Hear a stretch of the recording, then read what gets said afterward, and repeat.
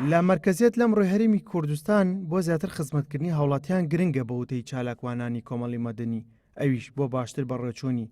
کاری هاوڵاتیان و شۆڕکردنەوەی دەسەڵاتەکانە.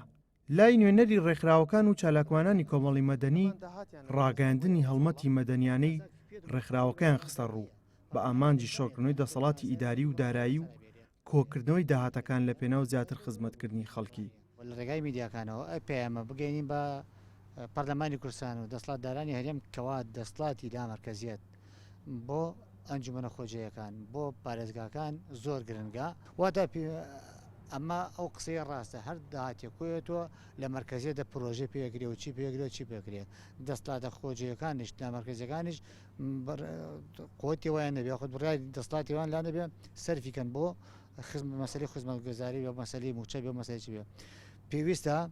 ئەم فترەیە تام قێرانە تێپەڕێ بەسەر ئەچێ ئەنجومەنەکان ڕاستپێرن پارێزگەکان ڕاستپێرن ئیدارەکان ڕاستپێرن بۆ ئەوەی کە ئەو داهاتی پێ بەردەستیان گەنجینەکان ئاگادارکەنەوە بەپێی داهات موچە دابەش کرێ سەر فەرمانران و مەسانە. ئەنجومەنی پارێزگای سلێمانی بەردەوام لە ڕێگەی کۆبوونەوەکانیەوە هەوڵی بەدەستێنانی حکومەتی خۆجی دەدەن بۆ ئەوەی داهاتی پارێزگەکان و بڕیار و پێداویستی پارێزگەکانی پێدابین بکرێت. دڵنیاییەوە شۆڕکردنەوەی دەسەڵات لەم کاتە گرنگە و پێم وایە ئەنجومەنی پارێزگاش هەوڵی زۆریە ئێمە بەش بە حاڵی خۆمانوەک و ڕێکخراوەکانی کۆمەلگای مەدەنی بەڕاستی پشتیوانی تەواوی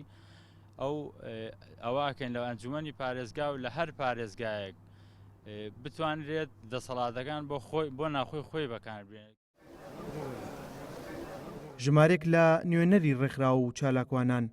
لە شاری سلێمانی پاڵپشتی خۆیان دەربڕی و داوای شۆڕکردنەوەی دەسەڵاتەکان دەکەن بەتایبەت لە کوردستان کە کێشەی قەیرانی دارایی هەیە بۆ ئەوەی لەو ڕێگەی و خزمەتی زیاتر بهێنرێتە ئاراوە. ئەحمەد ئیسماعیل گەلی کوردستان سلێمانی.